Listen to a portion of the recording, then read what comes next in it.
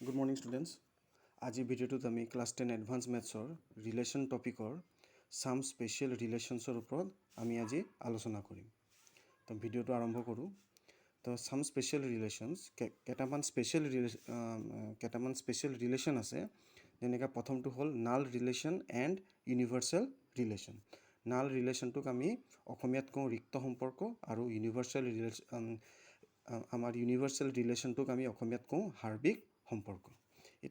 এতিয়া হৈছে কি নাল ৰিলেশ্যনটো কি, যদি কোনো এটা ৰিলেশ্যনৰ কোনো এলিমেণ্ট যদি নাথাকে, তাৰমানে আৰ ইকুৱেল টু যদি নাল ছেট হয়, আৰ ইকুৱেল টু 5, তেন্তে সেই ৰিলেশ্যনটোক আমি নাল ৰিলেশ্যন বুলি কওঁ।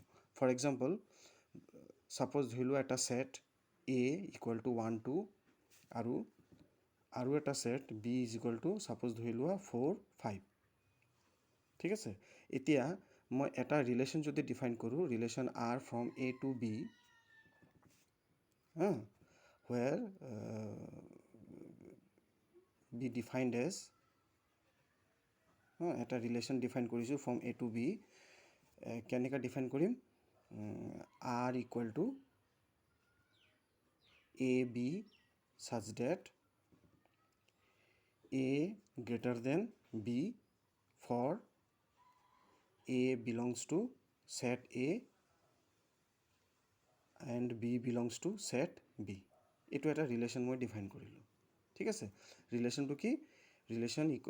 Relation R equal to A B such that a greater than b, মানে ফাৰ্ষ্ট কম্পনেণ্টটো greater than second component, for a belongs to a, মানে প্ৰতিটো অৰ্ডাৰ পেয়াৰৰ ফাৰ্ষ্ট কম্পনেণ্টটো এৰ পৰা আহিব আৰু ছেকেণ্ড কম্পনেণ্টটো ছেট বিৰ পৰা আহিব। ঠিক আছে, তো এইটো যদি ৰিলেশ্যন মই ডিফাইন কৰোঁ, ইয়াত চাবা এই ছেটৰ কোনো এলিমেণ্ট নাথাকিব, কাৰণ ইয়াত আমাৰ এই ৰিলেশ্যন মতে ছেট এৰ এলিমেণ্টটো ছেট বিতকৈ কি হ'ব লাগিব? ডাঙৰ হ'ব লাগিব। কিন্তু ইয়াত ছেট এৰ প্ৰতিটো এলিমেণ্ট ছেট বিৰ এলিমেণ্টতকৈ সৰু, হয়নে নহয়? তো সেইকাৰণে আমাৰ এই ৰিলেশ্যনৰ কোনো এলিমেণ্ট নাই। তো সেইকাৰণে এই ৰিলেশ্যনটো কি? এটা ৰিক্ত সম্পৰ্ক, মানে এটা নাল ৰিলেশ্যন। তো আৰ ইকুৱেল টু 5, কথাটো বুজি পালা? তাৰপিছত আহিলে কি আমাৰ ইউনিভাৰ্চেল ৰিলেশ্যন, মানে সাৰ্বিক সম্পৰ্ক। এতিয়া ৰিলেশ্যন বুজাওঁতে মই কৈছিলোঁ কি relation R is a subset of A cross B. ঠিক আছে, এতিয়া কোনো এটা ৰিলেশ্যন ইকুৱেল টু যদি এ ক্ৰছ বি হয়, তেন্তে সেই ৰিলেশ্যনটোক আমি কি বুলি ক'ম? ইউনিভাৰ্চেল ৰিলেশ্যন, মানে সাৰ্বিক সম্পৰ্ক। ফৰ এক্সাম্পল, এইটো এক্সাম্পলে দিওঁ, A equal to 1 2 B equal to 4 5। এতিয়া আৰ ইকুৱেল টু আমাৰ universal relation R equal to হ'ব এ ক্ৰছ বি। তো A cross B equal to কি হ'ব? A cross B equal to হ'ব আমাৰ 1 4 1 5, তাৰপিছত 2 4 2 5। ঠিক আছে, তো ইয়াত R equal to A cross B হ'লে আৰটোক আমি কি বুলি কওঁ? এটা ইউনিভাৰ্চেল ৰিলেশ্যন। তো ছেট এ আৰু ছেট বিৰ ইউনিভাৰ্চেল ৰিলেশ্যনটো হ'ব এইটো। ক্লিয়াৰ হ'ল? তো নাল ৰিলেশ্যন আৰু ইউনিভাৰ্চেল ৰিলেশ্যন ক্লিয়াৰ হ'ল বুলি মই ধৰি ল'লোঁ। তাৰপিছত আহিলে কি আমাৰ ইনভাৰ্চ ৰিলেশ্যন, মানে বিপৰীত সম্পৰ্ক। তো ইনভাৰ্চ ৰিলেশ্যনটো কি? ছাপ'জ ধৰি লোৱা এটা relation R from A to B যদি হয়, আৰু এটা ৰিলেশ্যন যদি আছে S from B to A. ঠিক আছে, কোনো এটা relation R from A to বিৰ কাৰণে আৰু এটা ৰিলেশ্যন যদি থাকে S from B to A, তেন্তে এছটো আমি এছক ক'ম ইনভাৰ্চ ৰিলেশ্যন অফ আৰ, আৰু লিখোঁতে কেনেকৈ লিখিম? S equal to inverse of R, এনেকৈ। ঠিক আছে, এটা এক্সাম্পল লওঁ, যেনেকৈ ছেট এ ইকুৱেল টু 1 2, একেটা এক্সাম্পল, আৰু B set B is equal to ধৰি লৈছোঁ 3 4। এতিয়া কোনো এটা ৰিলেশ্যনৰ দ্বাৰা আৰ ইকুৱেল টু যদি হয় 1 3 2 4 from A to B কোনো এটা ৰিলেশ্যন R ইকুৱেল টু যদি হয় 1 3 2 4 তেন্তে ইয়াৰ ইনভাৰ্ছ ৰিলেশ্যনটো হ'ব ইয়াক উল্টা কৰি দিয়া 3 1 4 2 কথাটো বুজি পালা এইটো হৈছে ইনভাৰ্ছ ৰিলেশ্যন আৰু আমি ৰুল মেথডত ইনভাৰ্ছ ৰিলেশ্যনটো কেনেকৈ লিখিম এতিয়া ইনভাৰ্ছ ৰিলেশ্যনটো হ'ব ৰুল মেথডত এনেকৈ লিখিম inverse relation equal to BA such that AB belongs to R for A belongs to A and B belongs to set B. এইটো হৈছে আমাৰ ইনভাৰ্ছ ৰিলেশ্যনৰ ডেফিনেশ্যন তাৰপিছত আহিলে কি আমাৰ আইডেণ্টিটি ৰিলেশ্যনক আমি অসমীয়াত ক'ম তৎসমক সম্পৰ্ক তো আইডেণ্টিটি ৰিলেশ্যনটো কি ছাপ'জ কোনো এটা relation R from A to A ল'লোঁ ৰিলেশ্যন R এটা ল'লোঁ ফ্ৰম A to A তো ইয়াৰ এৰ প্ৰতিটো এলিমেণ্ট যদি নিজৰ লগত যদি ৰিলেটেড হয় তেন্তে সেই ৰিলেশ্যনটোক আমি কি বুলি ক'ম identity relation of A for example ধৰি লৈছোঁ A ইকুৱেল টু 1 2 হ'ল ইয়াৰ এৰ প্ৰতিটো এলিমেণ্ট যদি নিজৰ লগত যদি ৰিলেটেড হয় তেন্তে এইটো হ'ব কি আমাৰ আইডেণ্টিটি ৰিলেশ্যন তেন্তে ইয়াৰ এৰ আইডেণ্টিটি ৰিলেশ্যন হ'ব এৰ প্ৰতিটো এলিমেণ্টক নিজৰ লগত ৰিলেট কৰি দিয়া 1 1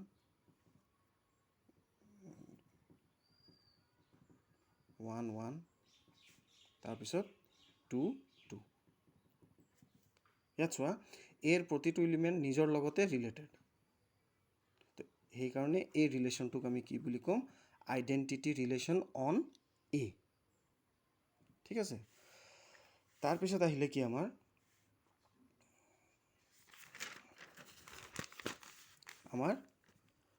কনষ্টেণ্ট ৰিলেশ্যন মানে ধ্ৰুৱক সম্পৰ্ক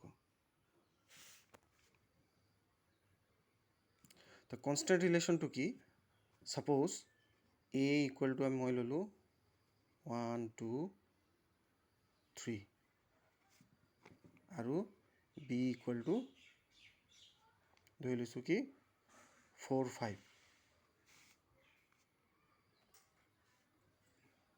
তো ইয়াৰ মই এটা ভিজুৱেল ৰিপ্ৰেজেণ্টেশ্যন দিওঁ সেইটো বেছি তোমালোকৰ কাৰণে সুবিধাজনক হ'ব তো এইটো হৈছে আমাৰ ছেট A 1 2 3 এইটো হ'ল আমাৰ ছেট B এইটো হ'ল আমাৰ 4 5 এইটো ছেট B আৰু ৰিলেশ্যনটো ফ্ৰম A to B হ'ল তো কনষ্টেণ্ট ৰিলেশ্যনত কি হয় এৰ যদি প্ৰতিটো এলিমেণ্ট বিৰ কোনো অকল এটা এলিমেণ্টৰ লগত যদি ৰিলেটেড চোৱা ছাপ'জ এৰ প্ৰতিটো এলিমেণ্ট বিৰ 5ৰ লগতে ৰিলেটেড তো এই ক্ষেত্ৰত আমি আৰক কি ক'ম কনষ্টেণ্ট ৰিলেশ্যন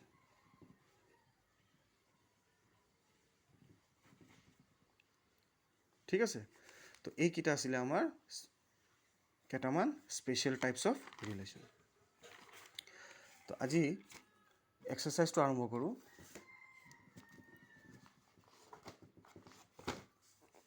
যেনেকৈ আমাৰ এক্সাৰচাইজ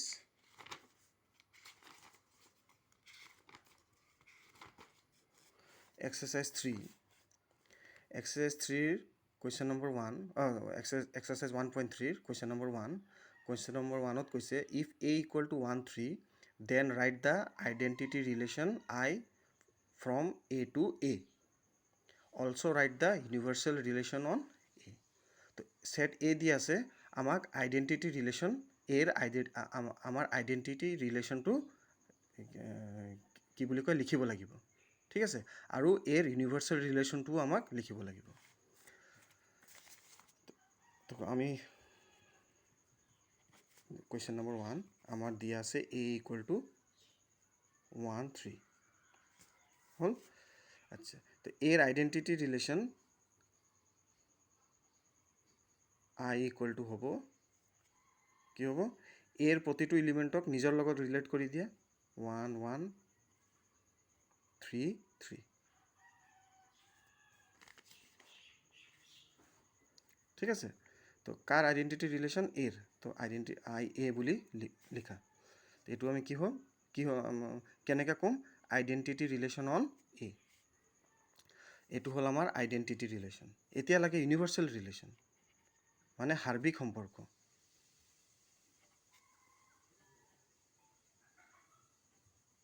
ইউনিভাৰ্চেল ৰিলেশ্যন অন এ ইয়াক আমি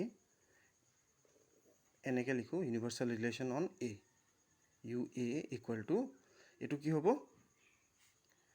ইউনিভাৰ্চেল যেহেতু যদি relation from A to B যদি হয় তেন্তে আমাৰ ইউনিভাৰ্চেল ৰিলেশ্যন হ'ব equal to A cross B ঠিক আছে কিন্তু ইয়াত আমাৰ ৰিলেশ্যনটো কি দিয়া আছে ফ্ৰম এ টু এ তেন্তে আমাৰ এই ইউনিভাৰ্চেল ৰিলেশ্যনটো হ'ব ইকুৱেল টু এ ক্ৰছ এ কথাটো বুজি পালা তো ইউ এ ইকুৱেল টু হ'ব আমাৰ এ ক্ৰছ এ